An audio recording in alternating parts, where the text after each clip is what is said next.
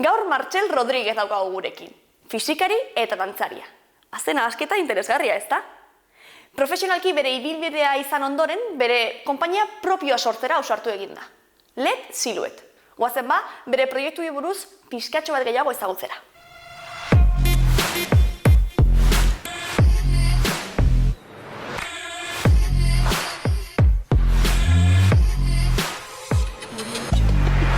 Ongi etorri, Martxel, eta konta iguzu, nortzara edo nola aurkezten duzu zure burua? Mi esker, gonbidatzeagatik, ni Martxel naiz, lesakarra, ikasketaz fisikaria eta lanbidez dantzari profesionala. Fisikaria zara? Bai. Aiba. Txikitatek izan ditut bi afizio horiek, zientzia eta artea edo mugimendua, eta, bueno. Eta orduan, ikasketak egin zenituen hor fisikaren inguruan edo? Bai, Bilbon, Leioako Unibertsitatean, Zientzia Unibertsitatean, fakultatean, eta, de hecho, Bilbon nintzenean, deskubritu nuen edo dantza garaikidea, ze ordura arte egina nuena izan zen euskal dantza lesakan, eta baleta Donostin eta Onjarrin. Osa, pixkat klasikoagoa zinen, ez? Orduan gaztetan, eta gero... Bai, txikitan balet pila bat egin dut, orduan egia da, fisika ikasten nuen urte horietan, egon zela paroi gisako bat gorputza mugitzean eta hola. Eta nik uste dut hainbertze balet egitearen ondorioz, mantendu ahal izan nula gorputza eta flexibilidadea eta bat, gero eskertu dutena, ze hasi nintzenean berriz dantza garaikideekin, izan zen mundu berri bat irekitzea eta esplorazio gune bat bezala, orduan, ikasitakoarekin segituz bertze ikuspegi batetik. Zertan ezberdintzen dira bat eta bestea? Klasikoa eta garaikidea, pixka bat ola gainetik. Bai, gainetik. Totalmente desberdinak dire, ikuspuntua dantza klasikoak forman du agian helburua, forma konkretu bat, gorputzaren posizio konkretu bat, ez da barrenean pasatzen denari ez zaio inbertzeko garrantzia ematen, gero agian lanen arabera bai. Agian zerbait sekundarioago bezala gelditzen da alderdi emozionala edo hola erraten alko zen. Eta dantza garaikidea da erabat zabala, baude milaka aukera ere, horietako bat izaten alda barruko zure sentimentuei erantzun bat ematea daula, eta, bertze ikuspegi... Igual bizeralagoa? Izaten alda, baita mekanikoagoa ere, gainera guk lantzen dugun dantza garaikidea da nahiko zientifikoa, lantzen dugu haunitz espazioa, gure gorputzeko zatiak nola dauden erlazionatuak bata bertzeakin, baina ez patroi klasiko horrekin, hanken posizioak beti dira lehenengoa, bigarrena, hirugarrena, ez dago hain reglatua, baina bai badaude sekuentziak, badaude parametro batzu, pisua importadu. Eta nolakoa zinen txikitan, ze bi ezagit alderdi horiek edo kreatibitatea eta pixkat razionalitatea edo zientzia edo zure barnean dituzu, orduan hori isladatzen zen txikia zinenean edo? Bai, erabat nintzen, soineko bat eta betaurreko duen friki txiki bat bezala, gauza hitz xelebrea. Txikitatik nire gurasoek taberna bat dute ostatu bat itxe azpian, eta inauteritan eta beti mozorratzen nintzen, eta beti jeisten nintzen ostatura dantzara eta hola. Eta aldi berean, ikastolara joaten nintzenean, justo zientziatako ikasketak edo asignaturak ziren gehien erakartzen nindutenak.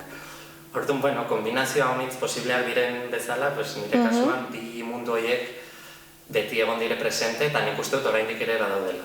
Eta ikusten dituzu loturak bat eta bestearen artean edo guzti kontrakoak direla esango zenuke? Nik uste badutela, badute antzekotasuna, harrigarria da dantza munduan, batez ere estudioan eta ikertzen ari garenean koreografia bat nola egin, nondik hasi, eta bai kontzeptu aldetik eta bai hiztegian, fisikarekin erlazionatutako gauza desente erabiltzen direla.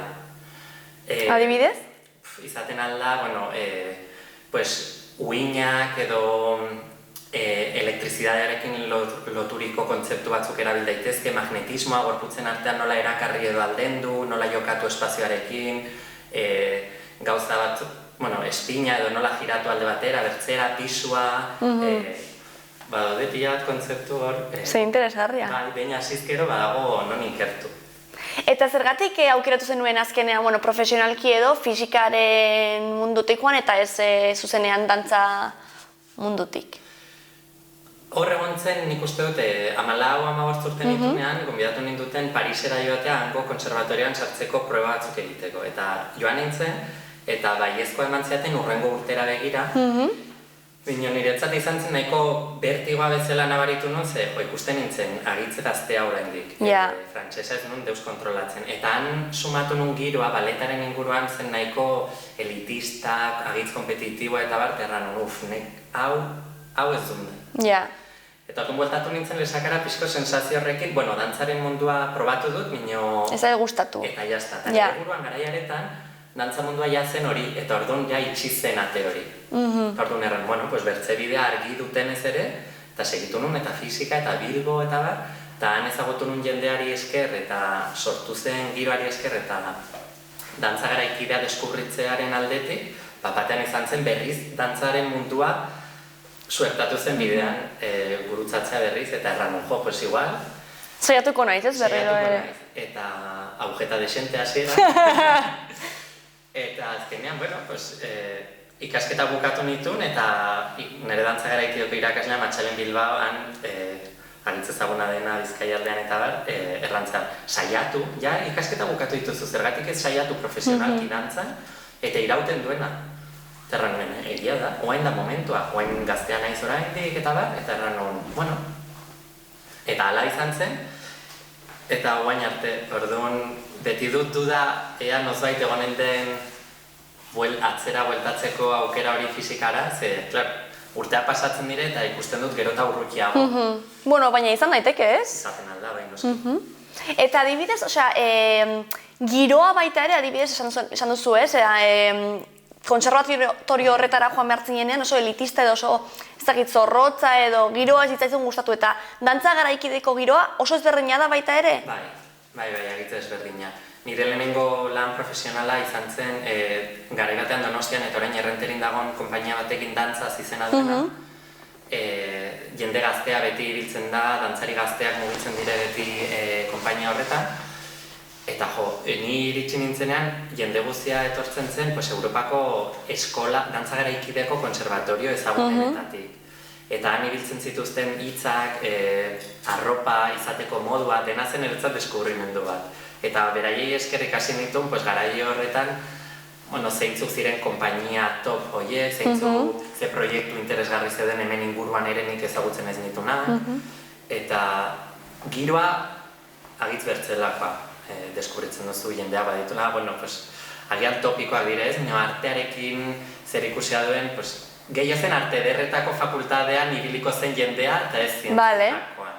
Hala ere erran barra dut fizika ikastera joan nintzenean, harritu nindula pila bat, lehenengo mailan ezagutu nintuenean nire klasekideak kasi denak bazuten artearekin zer ikusia bat. Fizikako... Klarinetista bat, idazle bat, DJ bat, beti, euren buruan zientzia zen lehenengoa eta baina bazituzten inkietude artistikori bezala, genuen desentek, ez dena. Igual ikertzeko moduko, ez? Igual badago hor lotura misteriotsuren bat. Fizikara ere, jende honitz hartzen da, filosofia eta metafizikaren, erantzunen bila, ere joaten ginen dena. Nahi genuen ulertu nola funtzionatzen duen munduak eta unibertsoak eta fiskot pedrada horrek. Eta gero, orduan, irakasle horri esker jarraitu zenituen zure ikasketak dantza garaikidearen arloan, ez? Eta joan zinen Madrilera? Berekin egin nuen Bilbon. Bilbon eta Erandioko bi eskoletan ibili nintzen, eta gero ja egin nuen salto dantzari profesional moduan. Dantza zen. Egia da, eta nik ikasi dut eginez. Orduan, egia da, ez naiz kontserbatorioan egon profesional ez dut dantza titulorik, meino dantzatu izan dut aukera estenatoki pila batetan dantzatzeko. Esperientziarekin ikasteko, ez? Gure lanean azkenean gorputza eta presentzia da haunitz inporta duen faktore bat, eta orduan eginez eta estenatokiak zapalduz, tabla horiek... Lortzen dituzu, ez? Eta zuretzat formakuntza garrantzitsua alda, dantzari bezala? Edo zenolako formakuntza behar da edo ez da behar dantzari bat izateko? Claro, nik uste disiplina artistiko guzietan bezala badagoela hor talentuarekin loturiko zerbait, badago zerbait berezkoa duzuna. Eta akademiak edo formakuntza ofizialak laguntzen aldu berezkoa duzun hori lantzen eta forma bat ematen, eta hori izan daiteke erabat aberasgarri eta hitz interesgarri. Beti daude kasuak jendea inoiz ez dena joan akademia arreglatu batera eta baduna barrenean zerbait agitz berexia eszenatokian brillatzen duna, ez? Orduan, agitz interesgarria ikasketa aldeetik eta batzutan, orain autodidakta izaten saiatzen naiz eta dantzaren historia eta lako gauzak azkenean irakurtzen duzu eta formatzen zara eginez ere, batzutan falta motatzen dut hori, ez dut uste beharrezkoa denik. Ez dut nahi sartu olako putzuetan, iristen altzara, estenatoki baten dantzatzera, formakuntza gabe. Ofiziala izan gabe. Ofiziala, ez? Igual gero azkenen beste gauza batzuekin formatzen zarela eta... Noski, eta entrenamendu bat behar da, eta korputza landu behar da. Zenolako entrenamendua eramaten duzu edo gorputza, prest izateko, ez? Bai, nik uste dut aldatzen dela desente, segun lan mota nolakoa den, batzutan proiektuka lan egiten baduzu, proiektu horretan goizetan lan egiteko 8 ordu horien barrenean goizetan badago klase bat. Konpainia estableetan ere goizetan egiten da klase bat, izan daiteke ballet klase tipiko bat, dantza garaikideko klase bat, yoga klase bat, arte martzial batzuekin loturiko bertze gauza batzuk egiten direnak. Gure kasuan saiatzen gara lan egiten dugunean, goizetan ustea pixkot momentu bat bakoitza bere gorputzean sartzeko edo prestatzeko eta egunari aurre egiteko bakoitzak behar dunari libre utzi eta estiramendua batzutan kardioagoa izan daitekeen zerbait. Egiarran gorputza mugitzen duen edo zer gauza baliagarri izan daiteke. Baina beti saiatzen gara gero pentsatzen zertarako, zer eskatzen duen lan horrek horren arabera gauza bat. Bata edo bestea. Ez da berdina lurrarekin lan naunitz egin behar baduzu, bagian gorputzeko zati batzuk gehiago berotu behar dire, edo modu berezi batean berotu behar duzu gorputza. Baletean adibidez gehiago azkenean bertze gorpuzkera bat denez, gauza desberdinak bilatzen dire eta beroketak ere desberdinak egiten dire. Eta ari zara beti, plurala erabiltzen gure kasuan gu, orduan zu eta beste norbait ez, zaudete hor profesionalki, konpainia bat duzu, ez? Hori da, Jon eta ni elkarrekin gaude konpainia bat hasten edo gure proiektu propioak egiten, bakoitzak baditugu gure proiektuak bertze konpainiekin, eta denbora librean edo denbora dugunean saiatzen gara gure konpainia hau gero eta importantzia gehiago hartzen eta entzinera eramaten. Nola du izena? LED Silhouette izena du. LED argiari omenaldi txiki bat eginez eta gure biak dugu jatorri nahiko akademizista eta baletarekin lotua, orduan Silhouette nahi genuen pixkat firma hori ere izatea, azkenean gure helburua da jatorri hori dugunak dantza garaikideara nola hurbildu garen edo zerbait hortik ikertzea. Eta agitz konten gaude, pixkanak ari dire proiektuak ateratzen, suertatzen dire rol berriak eta lan berriak, produkzioa, lehen agian pentsatzen etzen ditun lanak egiten ditugu orain, eta nahiko lanpetuak, baina konten. Horre ere, ari zara esperientziarekin ikasten imaginatzen dut, ez? Ez da berdina, beti dantzari dantzezle moduan, ez? Lan egitea eta batean konpaini bat sortzea eta sartea, ostra, zenbat lana dagoen hemen, ez? Bai, pasada bat da. Produkzio lanetan, ez? Produkzioa, lanaketa... Hori da. Bai, kriston lana da. Egia erran, erabaki genunean egingo dugu apostua eta erabaki genunean baietz, erran, igual agian ikasi beharko dugu gestioarekin loturiko zerbait eta egin nuen Bartzelonako unibertsitate batean master bat, kulturaleko masterra, eta nahiko baliagarria izan da. Bartzelonan bizi ginen, orain konfinamenduak inez, eta... Eta Bartzelona joan zinen bizitzera, profesionalki, aukera gehiago zeudelako edo... Bai, momentuan Jonan bizi zen, orduan berekin joan nintzen arat bizitzera, eta egia da Bartzelona tokiona dela agitzongi komunikatua dagolako, orduan garaiaretan iban ditun emanaldi edo gure hartan bolo de desente atzerrian, orduan puntu hona zen handik proiektu desberdinetara joateko, eta bertan Bartzelonan ere proposamen desente daude, batzutan ez da erresa sartzea, baina Dakiguan giro neko artistikoa dagoela eta, bueno, toki potentea da, orduan. Normalean, hemen edo atzerrian egiten duzu gehiago lan? Nik uste nahiko... Horrekatuta daudela? Horrekatua dagoela, batez ere gure proiektuakin orain hemen Nafarroan gauza desente ateratzen ari dire, orduan agitz-konten gaude eta agitz-eskertuak, eta, bueno, zirkuituan egon gara, orduan Nafarroako herri desentetatik mugitu gara, eta aldi beran, konpainia desberdinekin lan egiteak ematen dizun aukera da, konpainia horiek iristen aldiren tokitara joatea. Iristea, bai. Nik ukaiekin lan egiten dut Oskara proiektuan, eta, bueno, kriston arrakasta izan duen lana da, eta atzerrian pila bat ibili gara. Orduan, polita da uztartzea, fama gehiago duten lan horiekin atzerrira joan alizatea, eta zure proiektuarekin pixkanaka... Bueno, hemen hasi ez, eta... Eta nola da atzerrira joateko esperientzia hori, eta bueno, azkenean imaginatzen dut leku bakoitzean ohituta izango direla ez, antzerki edo dantza mota bat ikustera ez, orduan nolakoak dira erreakzio horiek edo... Gehienetan aritzonak, batez ere nire esperientzia Oskararekin egin ditugu 100tik gora emanaldi, eta, klaro, da emanaldi bat euskal kulturan eta identitatean oinarritua, eta agertzen dire elementu bereziak, ziripotak agertzen dire, Xuberoko maskaradako zaldiak, orduan agertzen dire simbolo euskal herriko eta euskal kulturaren simbolo batzuk. Eta beti kuriosoa zen, erraten ari gara Belgikan dantzatzen, Moskun dantzatzen, eta abertze harrera duen. Eta gehienetan agitzona izaten da, gero solasaldiak egiten direnean publikoarekin badute kuriosidadea jakiteko nondik nora sortu diren pertsona joiek.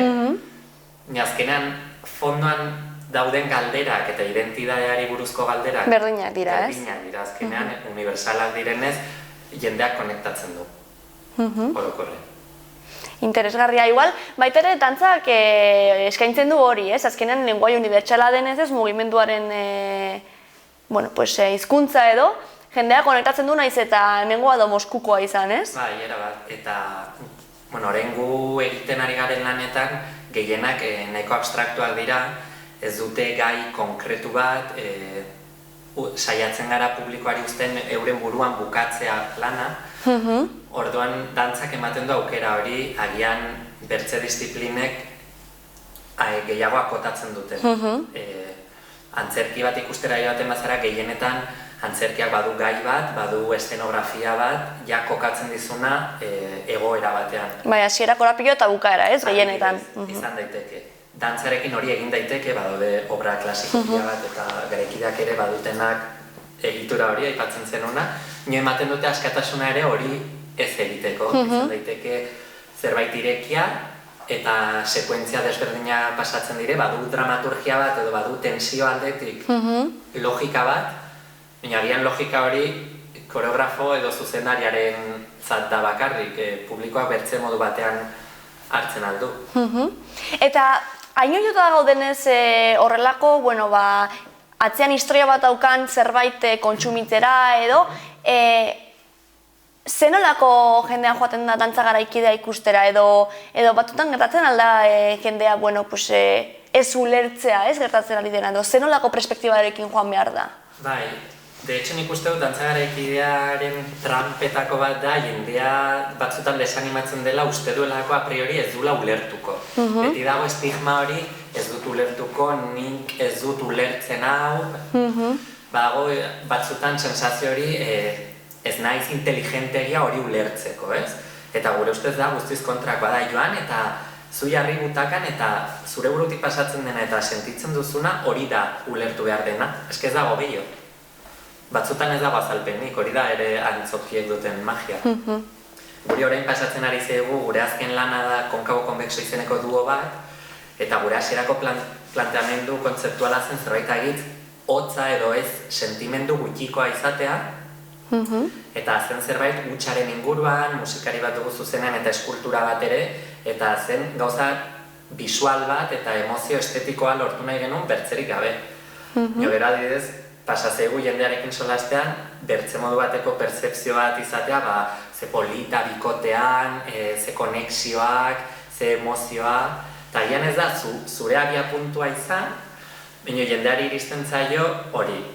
ez dago ez ongi ez gaizki da, bertze modu bat edo ikustekoa, orduan, batzutan ez dago mezu bat espreski ulertu behar duena publikoa baizik, zerbait irekiagoa eta abstraktuagoa, eta bakoitzak bukatzen du obra bere buruan, dela pixkot gure filosofia. Eta nola sortu zenuten obra hau edo zergatik esan zenuten, uste dugu hau beharrezkoa dela edo hau, ez dakit egin behar dugula, ez?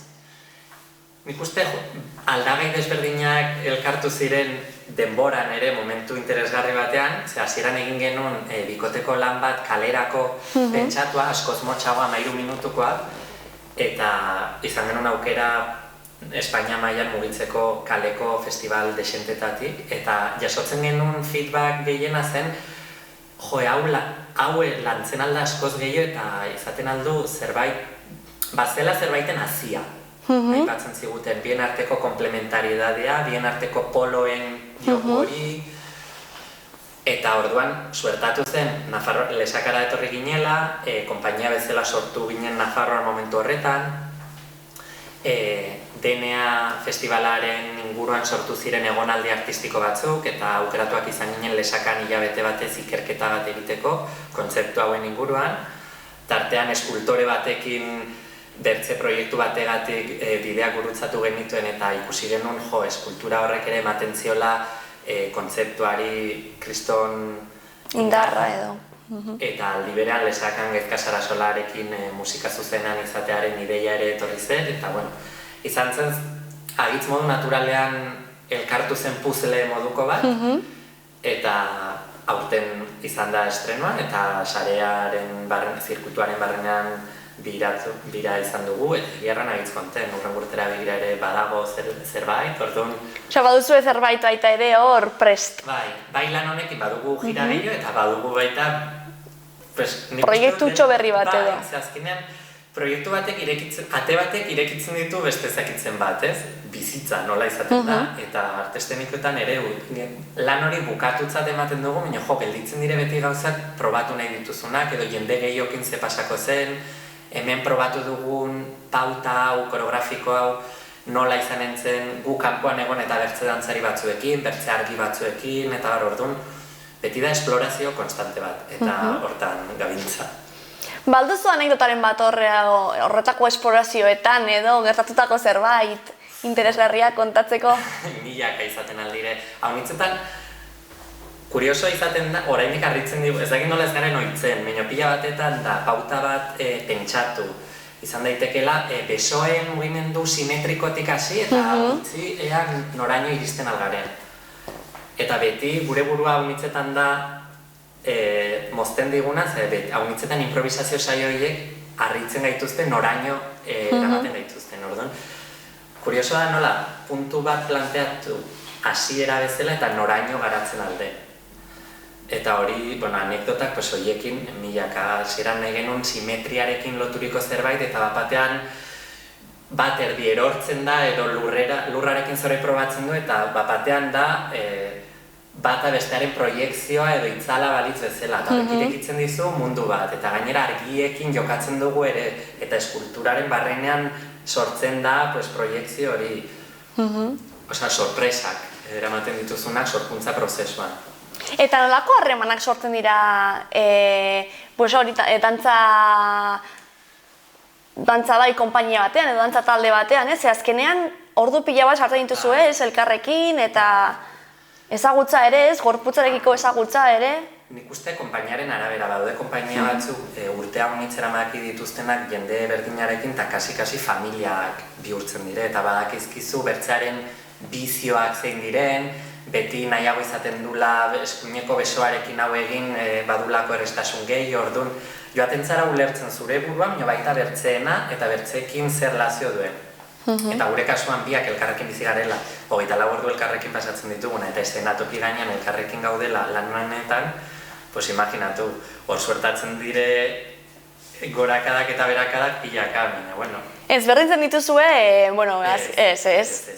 Ezinezkoa da. Lana eta bizia ez ditugu desberdintzen. Hori gertatzen da baita ere artearen munduan asko, ez? Azkenean, zure pasioa denez, ez? Baina baita ere zure lanbidea hor sortzen, baita ere zure bizitzaren pertsonarekin ere lan egiten baldin baduzu, ja, akabo. Claro, da, bide bat elkarrekin egiten ari garena eta deitu lana, bizia edo biak, nahi duzuna, da, bide bat. Ze azkenean, jendeak galdetzen dut, zer egiten duzu, lana eta gero bizia edo alrebez, eta erantzuna da, berdin, guretzat sinonimoak direla azkenean lana, dantza eta bizia.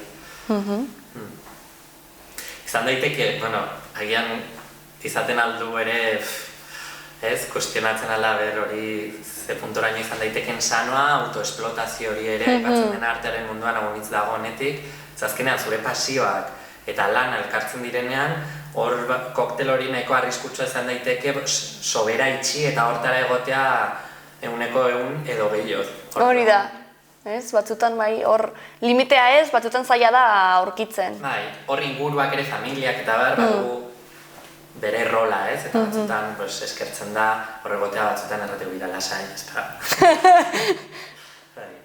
Eta etorkizunera begira, nola ikusten duzu zure etorkizuna edo, generalen artea eta dantzaren etorkizuna Nafarroan? Ona. Ez ere, bigarren hori dantzaren etorkizuna Nafarroan, ongi. Ze uste dute egiten ari direla gauzak bastante ongi, urtea honitz eramiki genituen gauza gutxi zeuden agian Nafarroan dantzarekin lotuak, eta ikusten dugu azken urteetan, gauzak diren bezala gobernu aldaketekin eta bar, egon dela nahi bat edo batez ere sektoreari aditzea ze behar zituen, nola planteatu, nola banatu diruak, eta bar, badula horretik ere kulturaren sektorea. Eta uste dut, kaso egiten ari direla, eta ari dela Nafarroan zerbait sortzen, dantzagarekideak badula protagonismo gero eta gehiago, ikerketa ere laguntzen dela, eta hortik ateratzen diren emaitzak, espero dugu izatea etorkizuna, orduan. Orokorrean dantzaren osasuna nahiko ona eta hobetzen bezala. Eta gero gurea, testuinguru horren barrenean, ongi aldik eta hoberen, positibo zaudete. Bai, positibo, urte zaila da, urte zailak datoz, seguraski, gu positiboak izaten saiatzen gara. Eta, albada, saiatuko gara ere, uztartzen, bertze konpainiekin ditugun proiektuak ere zerbait gehiago ateratzen bada ongi, baina buru belarri gurean propioan noski. Oso ondo, zorte hon guztiarekin, Martxel, eta asko zaindu.